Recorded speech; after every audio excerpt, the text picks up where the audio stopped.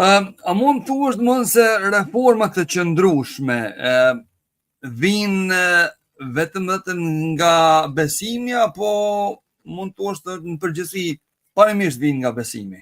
Shikoni,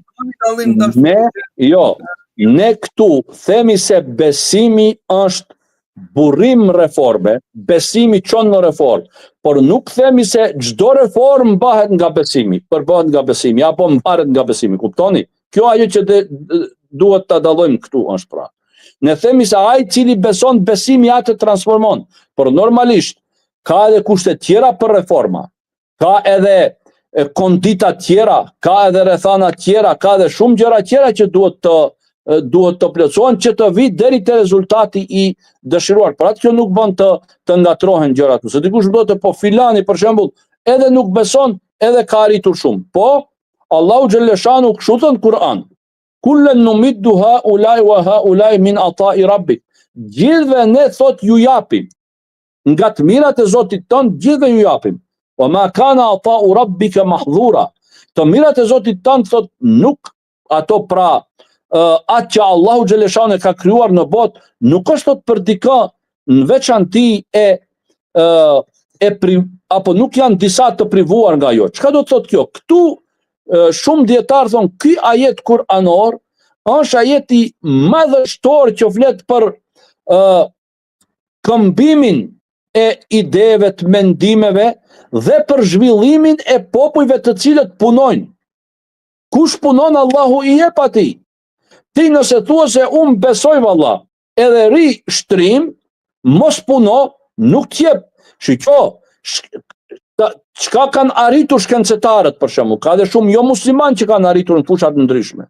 Se kanë punuar. Po ma kana ata'u rabbika mahdhura, Allahu nuk e privon atë që punon nga puna e vet që bën.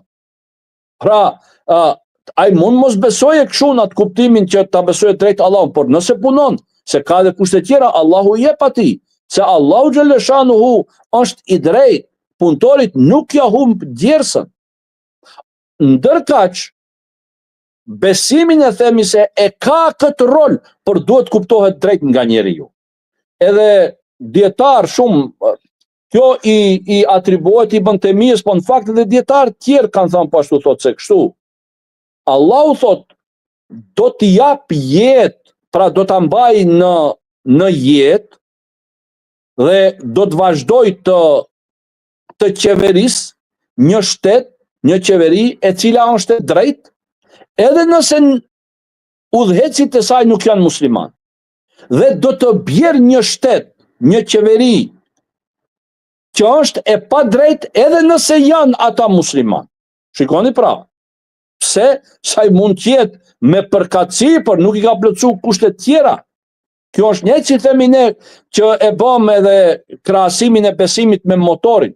Por realisht a keni pa ju se ndonjë vetur shkon vetëm me motor. Keni parë dikun, nuk ka ata tillë. Duhet t'i ketë edhe rrotat, po duhet t'i ketë edhe gjëra tjera. Kur është ftohet bile edhe xhamat duhet t'i ketë, do të thotë çdo gjë tjetër, edhe ngrohtësi se kur është shumë ftohet ti, le ta ketë ajo motorin, po ti s'mund dalësh më atë jashtë. E kështu me radhë. Pra, besimi është ajo forcë, por duhet kuptohet drejt dhe duhet po ashtu të plotësohen edhe kushtet e tjera.